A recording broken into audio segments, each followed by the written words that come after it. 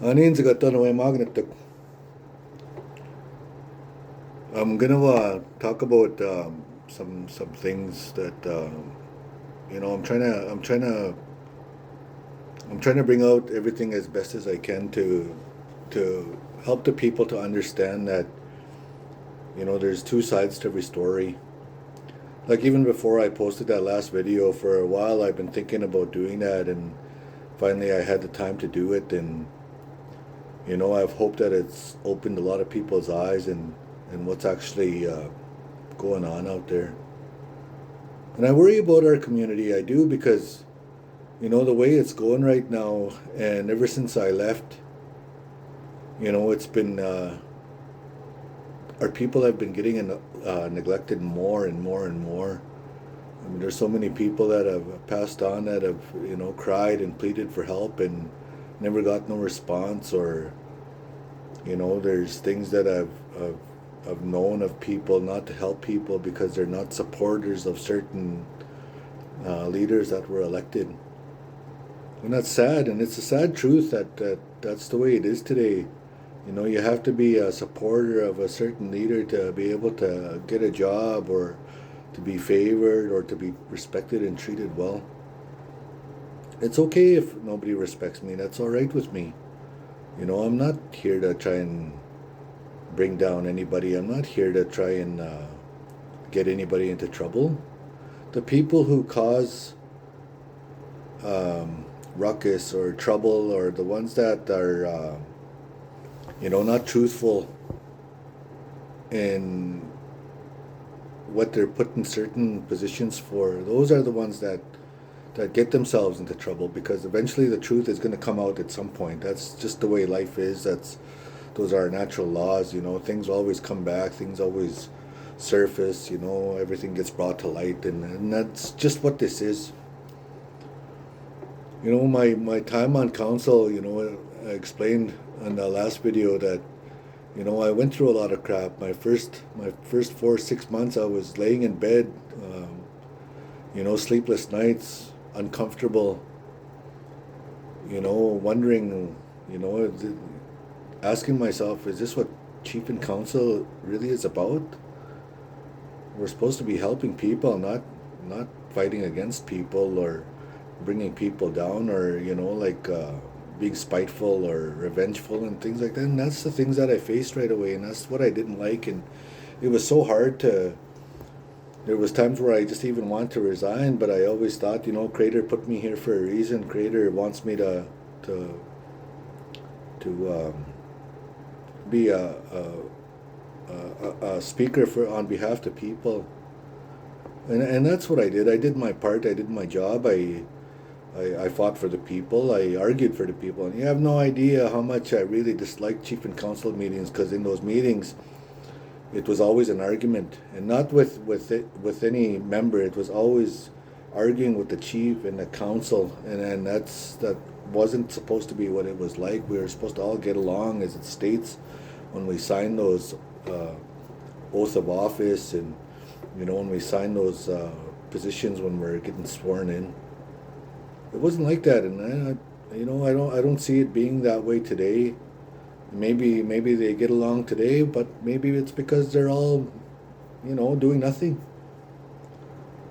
That's the way people see it. That's the way I see it. I don't see any kind of progress reports. I don't see any kind of reporting of people doing anything. People don't post anything on Facebook that,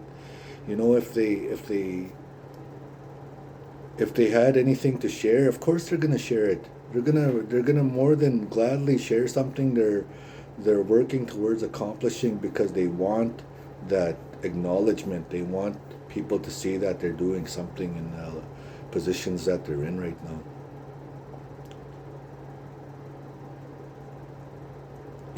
I can say that I've done a lot for our community when I was there. I worked hard for our people, for our kids.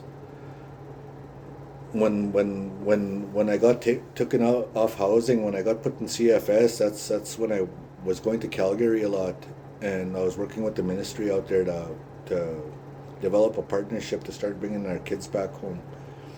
And I went out there for just over a year, meeting with them once a month, and or every 2 months, every 3 months. But my late Uncle Joe was always with me, and we felt we were doing a good thing because, and we were working towards bringing our children out of care, and when it came close to signing the agreement, this is the really sad part about this is I worked so hard to get this partnership going that when it came time to sign the BCR to get that agreement going, when we were supposed to all meet with the ministry out there to sign that as a chief and council, the only person that showed up on that day was me. It was already, I think, close to elections. It was about a month close to elections in 2017, and it made me sad because the ministry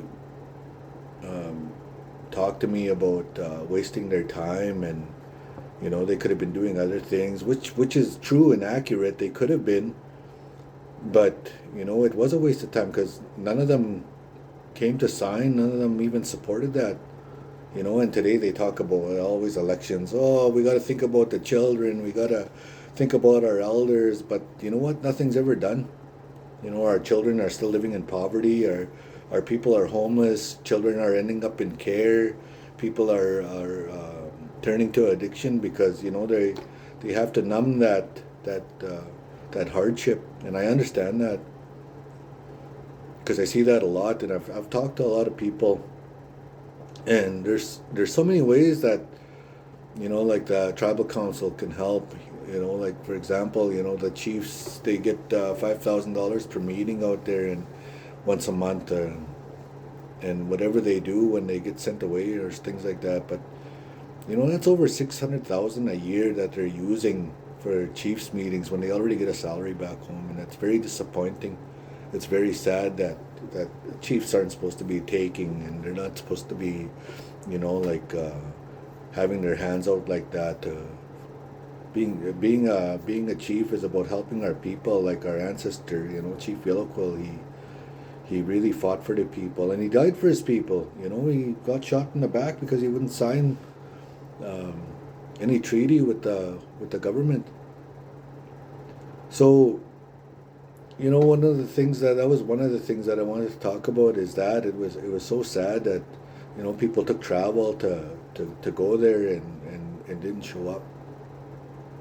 And as I explained, that was pretty costly. It was $1,500 for mileage and rooms and accommodations and meals to go there. Today. Our SIGA dollars, we get well over $1 million from SIGA quarterly. Those SIGA dollars is only supposed to be spent on, and is only meant for elders, for youth, sports, recreation, things like that. But I know that the chief and council are using that for their mileage, and they're using that to pay salaries. That's why they don't properly show their audits. There's a lot of shady stuff being hidden, and there's ways that they just say that they're doing an audit, and then they'll just say that, oh yeah, it's an unqualified audit or a qualified audit or it's a poor audit. They'll never say it's a poor audit, but they'll either go to qualified or unqualified. And an unqualified audit, like an unqualified audit, means that everything's in order. There's nothing missing. A qualified audit is poor. There's things missing and not everything matches up. And a poor audit, speaks for itself. So those are things people need to know. We need to start educating our people on how things actually work. How much funding comes in. Like the funding we get is over $6 million a year. There's over 300 accounts it goes into. For example, say if there's say for housing that housing reserve, there's supposed to be 80,000 in there, and it's supposed to stay there for housing, but they use that for something else. What I didn't like back in that time I was on council is that they were transferring dollars a lot, and they're not supposed to be doing that, and that's what I was fighting against too. Like certain funding in those 300 and some accounts, that money is only supposed to be used for those areas only, and it wasn't supposed to be transferred. And we had a retreat out in Good Spirit Lake, with the council. The chief wasn't there that time. He wasn't feeling well, but for those 2 days, the council met with Don, and at that time I was working to try and to replace him, to try and remove him, because I didn't agree with. There was a lot of complaints about him. There was a lot of complaints that like checks weren't being made for workers. Um, Things weren't being properly reported, and that's why I wanted him to get replaced at that time. And when we got to that retreat that next day, we were talking about just the the the revenue the band was getting and what it had. And at that time, I was pretty disgusted because our finance manager at that time, he was talking about you know the council. There's this extra money there. The council deserve a raise, and their on reserve travel shouldn't be only $200. It should be $800. He says, "Oh, it's so how are we gonna have um, $800 travel on the reserve on a month? Like that's just ridiculous." Anyway, I spoke up on that, and we were only getting 997 every 2 weeks as a council when I first started, and and that was poor because like the travel money that we got was supposed to be equal to that, because um, like INAC or Indian Affairs or ICS, whatever they call themselves now, the ISC or whatever, they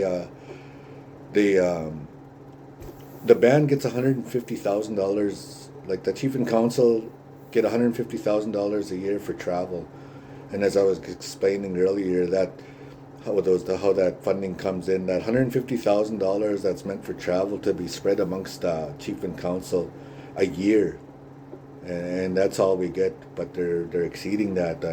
I know there was over $1 million one year spent, not during my time, but I know there was over $1 million spent on travel in that one year alone, and that's just ridiculous. Nothing to show for it, nothing done, or no reporting of any kind. And again, I'm not trying to start any problems or trouble or anything like that with anybody. I'm just here to speak my truth. So anyway, we were talking about they were talking about getting raises, and how much money is left there, and I asked where is this money coming from, and they talked about it's coming from the SIGA revenue. Uh, so I explained at that meeting that that SIGA revenue is only meant for elders, youth, culture, recreation, sports, and it was always, and that's what I explained. It was always a headache, and very discouraging to go to these chief and council meetings and retreats, because it was always me against five, and you had to have like five people to have a quorum to be. So I always got outvoted on a lot of things. Um, so anyway, when we discussed that, there was a show of hands to to bring in that money for raises for the chief and council at that time. Went from 997 to 1490 or something like that, 1495 or something. It was almost $1,500 every 2 weeks. And then there was the on reserve travel, and then those were the council were allowed to the chief and council were allowed to advance that $800 travel within that year. So anyway, at that time, it really showed me that somebody was really fighting for their job, and he ended up keeping his job because of that. And it's like he knew that was coming to end his position. But anyway, again, I got outvoted. They all made a motion receive those raises and that on-reserve travel. But for me, I argued. I said no. If we're gonna get any raises, we got to take it to the membership at a band meeting to get that permission. And no, we can do that. And I said the chief's not even here.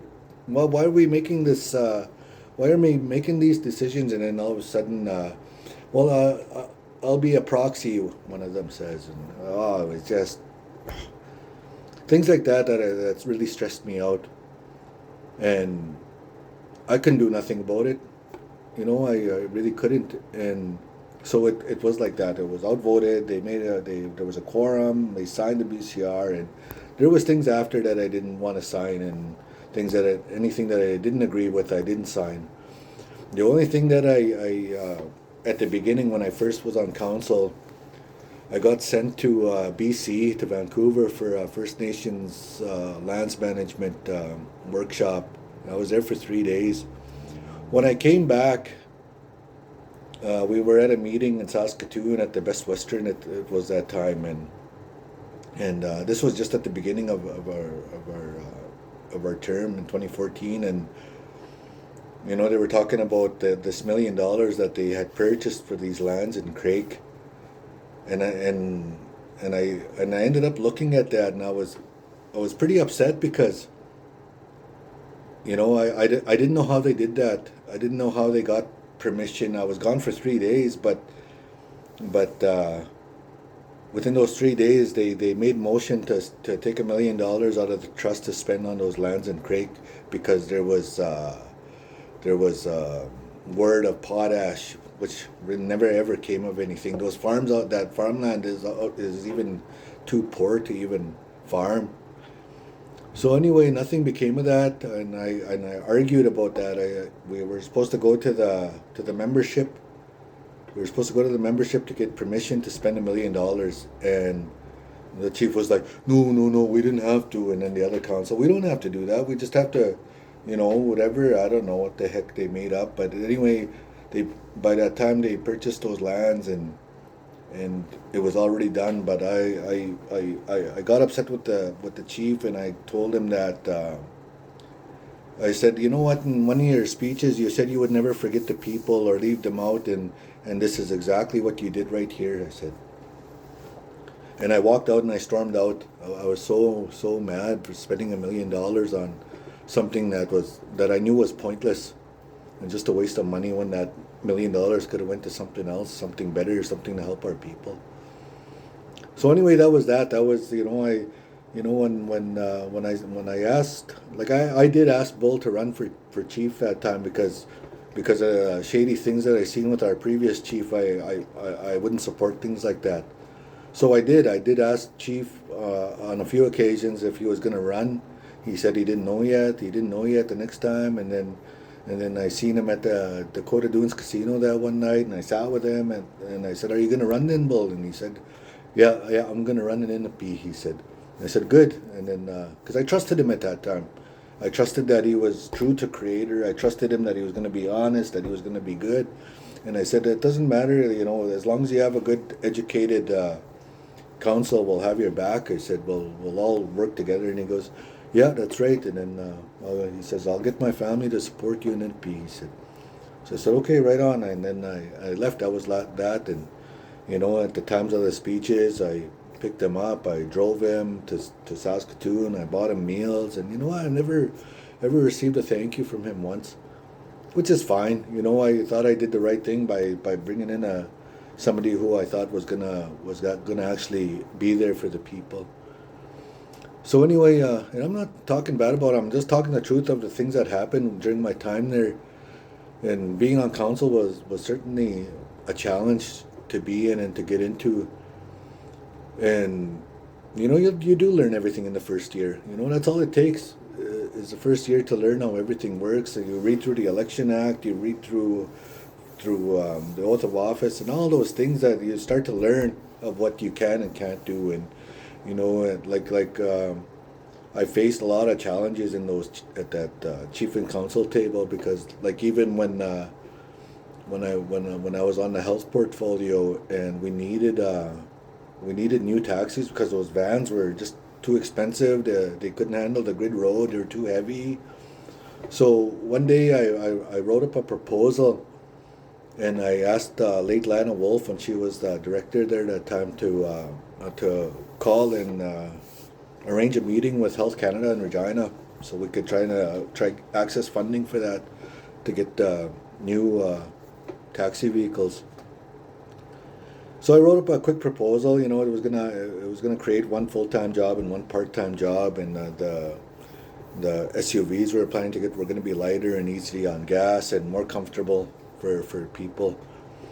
And then we went to Regina that time to ask for funding. So I submitted my proposal, and I said, we're just here to meet you because I explained everything about the vans and how hard they are on gas, how hard they are on the roads and things like that. So I quoted $20,000 per vehicle that we needed. So I went to Bennett Dunlop Ford in Regina, and I talked with Tim. He's one of the guys. That's where I was financing my vehicles, and I knew him quite well. So anyway, he gave me those three vehicles at $5,000 off for just buying them out. So we got the check from Health Canada. The Health Canada approved it, and they said, and this is what they said. They said, a lot of people come here. They come here upset, and they come here demanding, and they think we have to give them, money for what they come and ask for.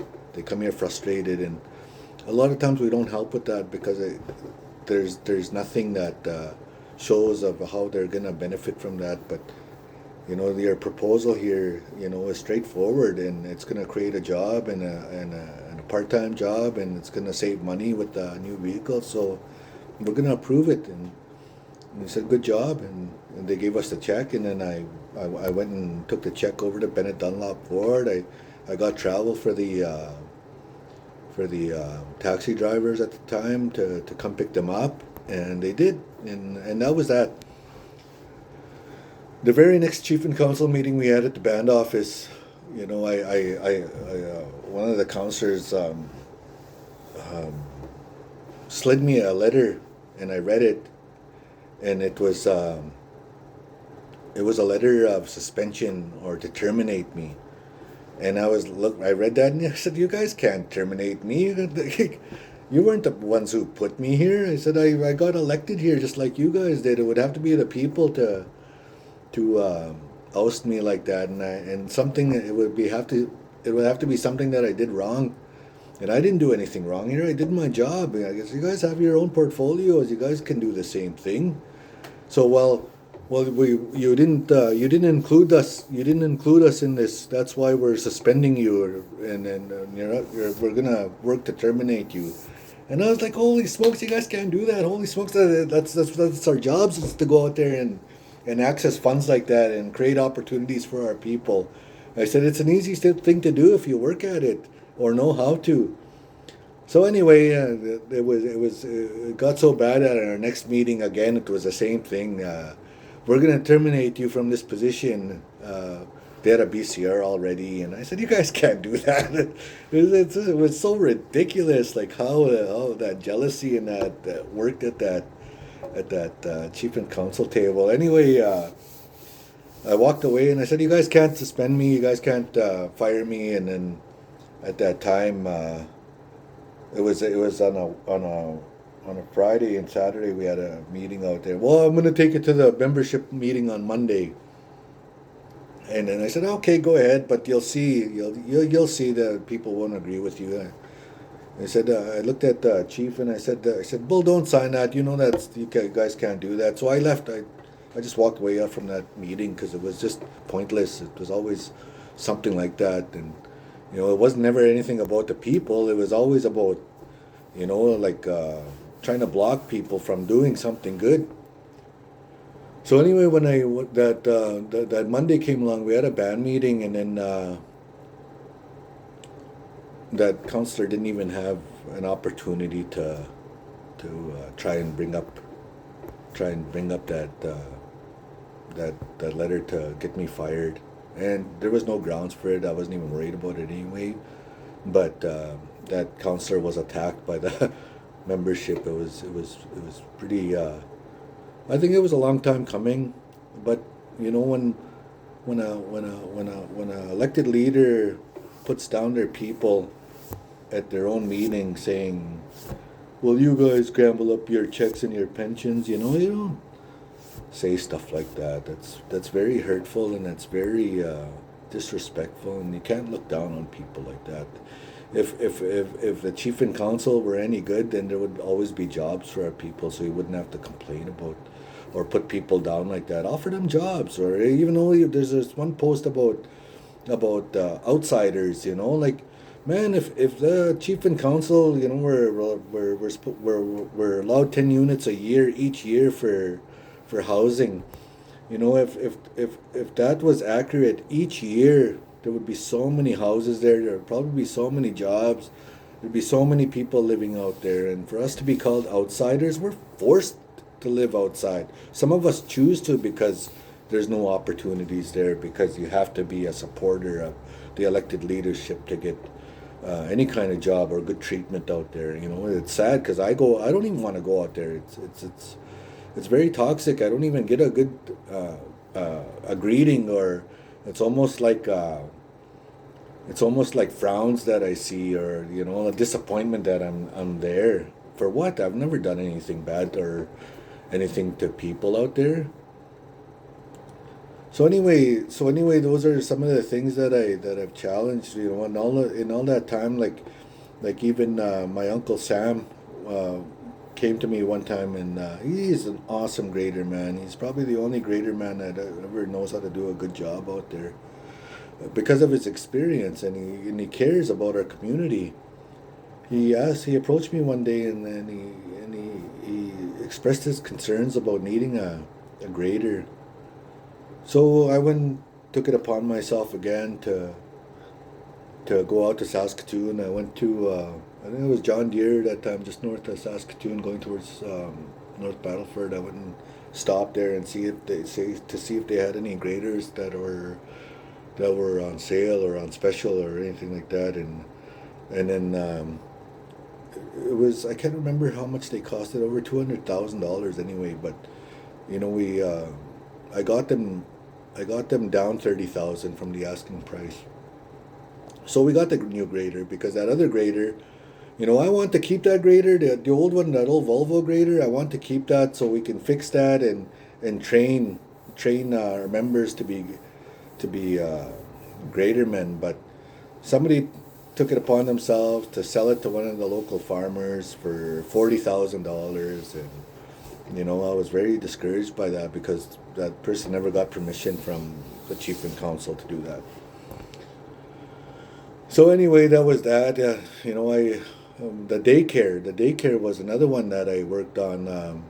Well, I didn't even have to work on it, actually. It's kind of sad, actually, when I'm gonna explain this. But how that daycare became is when me and Lana Wolf, we when she was alive there, when she was our director, she really worked hard, and she went through things thoroughly, and um, she found there was $675,000 that were accessed funds through ISC, and and that was there 2 years prior to even me or our term coming. So that just showed how much our people aren't doing their jobs, or not doing their research, or not, or just straight in neglecting certain things. So anyway, there was $675,000 there for a daycare, and then we accessed that. We got the money, and then I asked one of the I asked housing to try and find um, bids on that. I wanted people to actually build that so that workers can actually get some income from that. But instead, again, somebody took it upon themselves to get a ready to move home, which they call RTMs. And, that was that. I was really discouraged by that. When I got invited to that grand opening at that daycare, I wasn't on council that time, but they invited me because I sat on the portfolio council, and nobody knew where those funds came from. But and I didn't even say anything at that time. Like, holy smokes, because they were talking about nobody knew where this money came from, but we were here, and I just kept humble and just what's the point even saying anything. So anyway, it was I was very discouraged because Lana was alive at that time still, but she wasn't working there. But she should have been invited to that because she had a big part in that also in receiving that new daycare. So that's how that daycare became. And then I talked about the housing that I received, and I talked about the first 10 units and how that was sabotaged, and I talked about how the next 10 units I got, I was bullied out of there for just because somebody else wanted to take that over to get recognition for it, and you know, it's not easy when you're doing that kind of work. You have to make a lot of phone calls. You really have to know what you're talking about, because if you don't, nobody's gonna listen. Um, but I've always explained my work history and everything like that, and things that I've done, and I know how to talk, like they do, and because I worked with a lot of them prior to coming back to Yellow Quill. So anyway, my with everything that happened, it was hard sitting there being powerless, but when I actually did stuff, I paid for it because I was always facing suspensions or taken off a portfolio, or I always had threats if I did something good for our people and our community. There's so many things that I wanted to do, and there's so many things that I want to do to help our people. There's so many jobs that I want to create because it's easy. That money is there. There's a lot of people that could be working on the reserve because all those funds that come in, all the funds that we have, instead of people double dipping, they should be creating and using that money to help our people. Like STC, even STC is. I don't know why we're there, but I know a majority of the funding that our community should be receiving should be, it goes to STC, but from when I was there, they didn't have agreements with the community, but they had agreements with the province, and any funding that's not used at STC for the 6 communities, they're allowed to pool that pool. At that time, there was over I think it was $7.1 million. So that goes to show how much they're neglecting, how much they were neglecting not utilizing those funds for our people and what they get.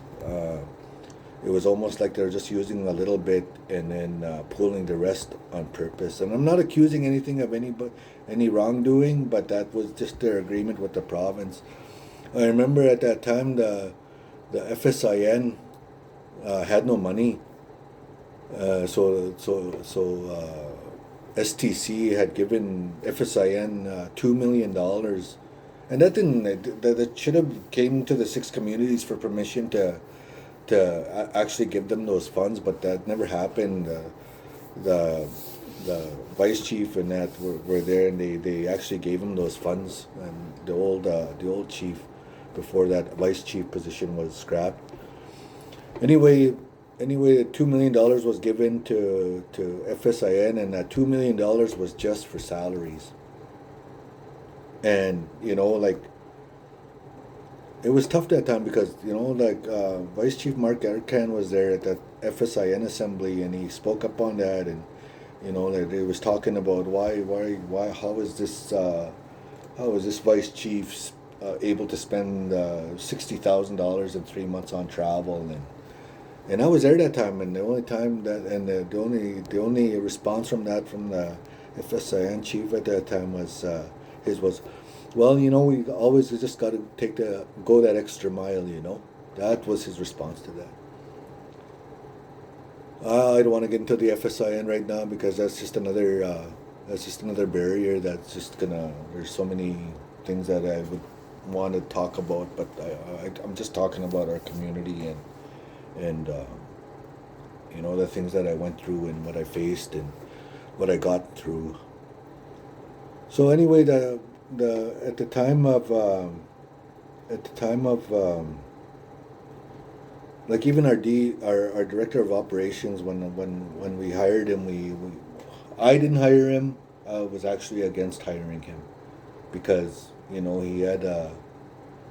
had personal problems that I didn't want to bring into, um, because the D of O, he or she represents the leadership, but the leadership are the ones who give the D of O direction.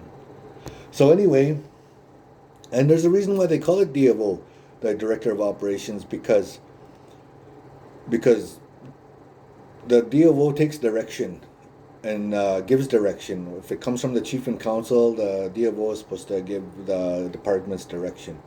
The D of O does not have that authority or power to overrun uh, a health director or a principal. Why? Because they're not qualified for those positions. They don't have the education for, or they never worked in those areas. So there's a lot of liabilities involved in those too. That's what I know about that because anyway, at that time we had a retreat at Watris. There was a couple council that were really pushing to have this D of O, um, to have this D of O hired, and I was against it. Again, I was outvoted there. But when there was a quorum to hire that D of O, I put in there, okay, well, if you guys are gonna vote against me on this, I want that. I want an agreement in there with the DFO that the DFO is not to drink or anything like that because the DFO is going to be representing us.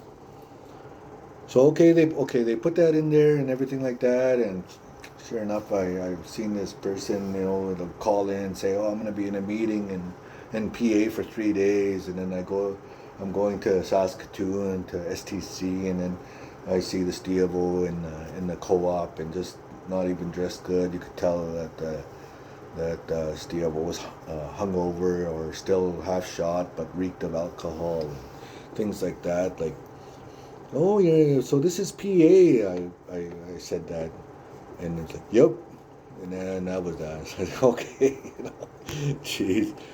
So anyway, there was things like that, and I tried to bring that up, and again, I was outvoted. It was just people are just, they're so caught up in certain ways to where, to me, at those times, it was almost like they wanted somebody to take a fall for certain things that went wrong, and it's sad because we're supposed to be all working at a professional level, working for our people, and that's why it was so hard for me to. I could have ran for council again. I could have, and even though my late Uncle Joe Crow, we gotten really close, and it was we developed a bond that was almost like a father and son bond because we talked a lot about our people. We talked about a lot of the issues and how we can get through that. And then one day before elections, before our term end, we were driving back to. I was driving him back to Priestville because he was alone, and I stayed with him a lot out there because he needed to be taken care of. So anyway, on our way back to Priestville, I said, Uncle, I can't sit in this position anymore. I'm powerless, and I'm glad this term is over because it's been nothing but stress and a fight, and I'm fighting against our own colleagues, and that's not right. So I said I'm not going to be running, and he said, yeah. He said, you know what? He said, you know what, Duzem? He said, or Ningwan, he said. He said, you know what? When I very first met you, I didn't know anything of you other than your name. And I knew your mom very well, but I didn't know you, he said. But when we started, the very first time you argued at the chief and council table, he said, I've never known anybody to argue for the people like you do. That's very strong to do that. That's the way we're supposed to be for our people. So you have to stay. You have to run. And I said, no, I don't want to go through that again because I don't know who's going to be chief. And if it's the same chief, I know nothing's going to be done. It'll be the same thing. He's very passive, and he allows council to do whatever he wants. And I was speaking on my term when I was there. So anyway, he said, well, run for chief. And I said, I don't even know if I want to be in politics anymore. He said, run for chief. You'll be a good chief. And that's when I started thinking about it. I had an entire month to think about running for chief. So when that time came, when I thought about running for chief, because if I ran for chief and got elected as chief, I know things would change. I knew things would change, and that's why I continued to run for chief every election, because I know things won't change unless I was there, because I do everything I can right, and I always, when I was on council, I provided my reporting. I did everything what I was doing. I even had a full briefcase of all my notes. I had a ledger of everything and where I went and when I was going that day, and that mysteriously disappeared, and I don't know where that went, but I've had all that. I've had all those documents and everything like that to show the people that I wasn't playing around or anything like that. So that's my side of the story. I know there's other things that I'm leaving out, but that's things have to change. There's people. You guys have to understand that. When you elect somebody, it's not for ourselves to benefit. It is for the kids. It's for our elders. It's for the future generations, our grandchildren. Those are the ones we work hard to try and leave something with, and that has to come back, because that's the way our people were back in the day. And it wasn't about money back then. They didn't expect any kind of payment, because they knew it was just a natural way of life to care for one another, to be there for each other, and to work together.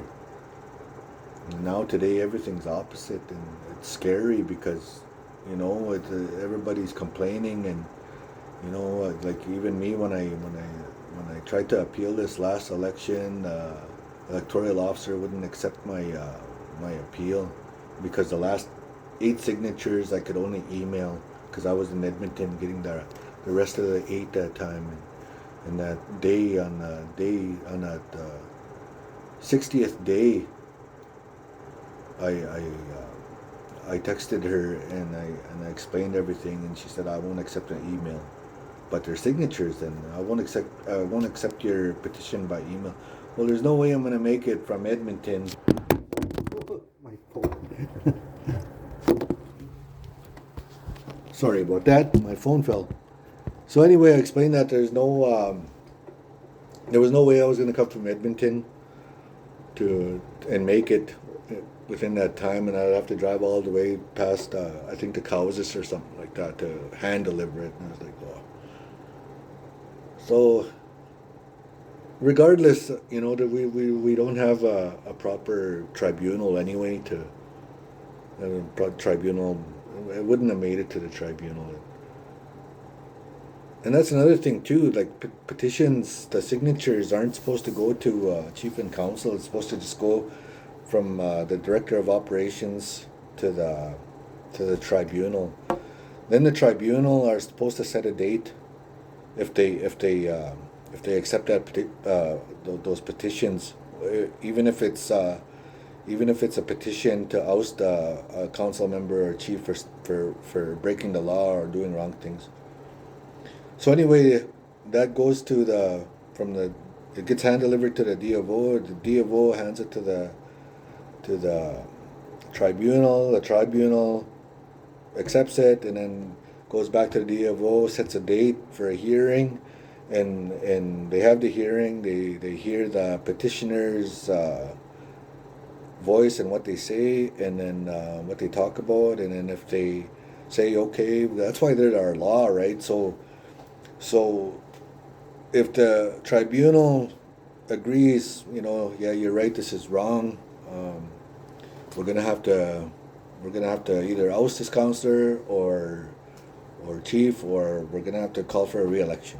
That's the way that works, and that's not even followed, and we can write all the petitions we want today, and it's not gonna go anywhere. But anyway, when I did submit a petition the last time, that's so hard. I just because I'm not at the community, and doesn't mean I don't care, because I do care about our people. I care about our ancestor Chief Yellow Quills, because that's where my bloodline comes from, and I always honor what he died for, and how he created our community of Yellow Quill. And the name Nut Lake is the actual name of the lake itself. That's why when you go to those back roads on the other end of there, you see that Nut Lake Church, because it's right by the lake. But when our community became Nut Lake, it was because our reserve was always Yellow Quill, because it was from the Yellow Quill founder, Chief Yellow Quill. Anyway, that reserve was Yellow Quill all the time, and it went to Nut Lake because at that time they were having financial difficulties. No bank would give loans or help out our community, so they changed the name to Nut Lake, and then that's how things started changing. Banks were helping our community, is what the old people had talked to me about, and then when things got back in order, they changed it back to Yellow Quill. So anyway, I hope I make sense in what I'm talking about. I'm trying to, I want to take time to actually write things in order to try, but I tried that, and it was taking way too long. I have a job to do, I have a family to take care of, and I'm busy going where I'm needed on my time off of work on weekends. So anyway, I'm not here again to put down anybody, or try to bring somebody down. I'm not talking bad about somebody. I'm just talking about what I went through. I can name names, I'm not going to. I'm sure you guys all can figure it out. um, but regardless, I hope this makes sense to you guys, and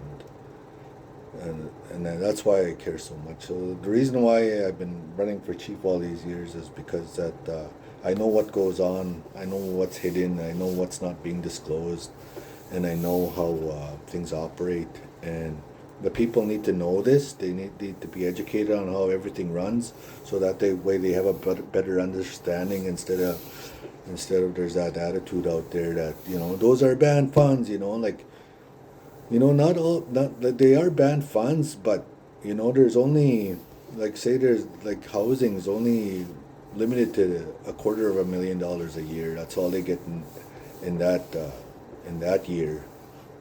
Each year that money comes in, or health, or addictions only gets a lump sum, and all those 300 accounts that it comes in are supposed to be only used for that. So and the chief and council, they get their salaries and from ISC, and then they subsidize the rest from SIGA funds, and that's a no-no. They shouldn't be doing that. It should be used properly. And once we start following the laws, the rules, taking direction from the people, and working with the people, and working together, that's when things are going to start changing. There's going to be a lot of I guess, controversy about what I'm saying, and if I'm not trying to upset anybody. I'm not trying to get anybody mad. I'm just finally breaking my silence from everything that I went through, and everything that I tried to do, and everything that I tried helping with back home. I just want to give you all thanks for taking the time to watching this video. You know, I'm not gonna I'm not gonna feed into any kind of negative comments or anything like that, or accusations. These are the things that I faced. These are the things that I went through, and everything that I went through when I was in leadership is, you know, there was always